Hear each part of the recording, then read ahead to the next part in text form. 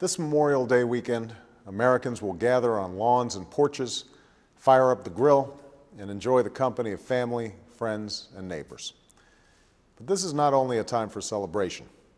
It's also a time to reflect on what this holiday is all about, to pay tribute to our fallen heroes, and to remember the servicemen and women who cannot be with us this year because they are standing post far from home, in Iraq, Afghanistan, and around the world. On Friday, I traveled to Annapolis, where I spoke at the commencement of the United States Naval Academy. It was an honor to address some of America's newest sailors and Marines as their commander-in-chief. Looking out at all of those young men and women, I was reminded of the extraordinary service that they are rendering to our country. And I was reminded, too, of all the sacrifices that their parents, siblings, and loved ones make each day on their behalf and on our behalf. Our fighting men and women and the military families who love them embody what's best in America.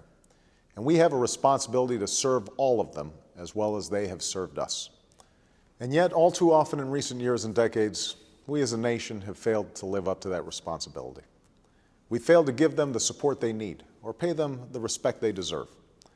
That's a betrayal of the sacred trust that America has with all who wear and all who have worn the proud uniform of our country. And that is a sacred trust I am committed to keeping as President of the United States. That's why I will send our servicemen and women into harm's way only when it's necessary and ensure that they have the training and equipment they need when they enter the theater of war. That's why we're building a 21st Century Department of Veterans Affairs with the largest single-year funding increase in 3 decades. It's a commitment that will help us provide our veterans with the support and benefits they have earned and expand quality health care to 500,000 more veterans. That's why this week I signed a bill that will eliminate some of the waste and inefficiency in our defense projects, reform that will better protect our nation, better protect our troops, and save taxpayers tens of billions of dollars. And that's why we're laying a new foundation for our economy, so that when our troops return home and take off the uniform, they can find a good job, provide for their families, and earn a college degree on a post-9/11 GI Bill that will offer them the same opportunity to live out their dreams that was afforded our greatest generation. These are some of the ways we can, must, and will honor the service of our troops and the sacrifices of their families.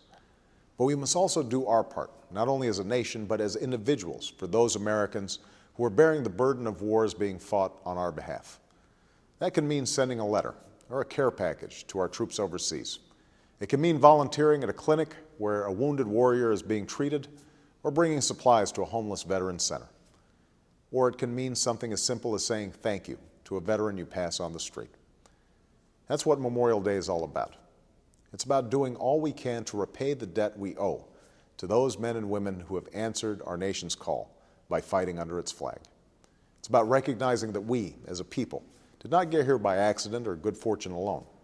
It's about remembering the hard winter of 1776, when our fragile American experiment seemed doomed to fail, and the early battles of 1861, when a Union victory was anything but certain, and the summer of 1944, when the fate of a world rested on a perilous landing unlike any ever attempted.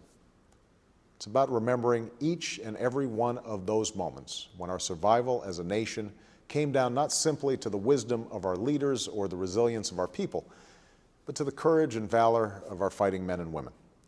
For it's only by remembering these moments that we can truly appreciate a simple lesson of American life, that what makes all we are and all we aspire to be possible are the sacrifices of an unbroken line of Americans that stretches back to our nation's founding.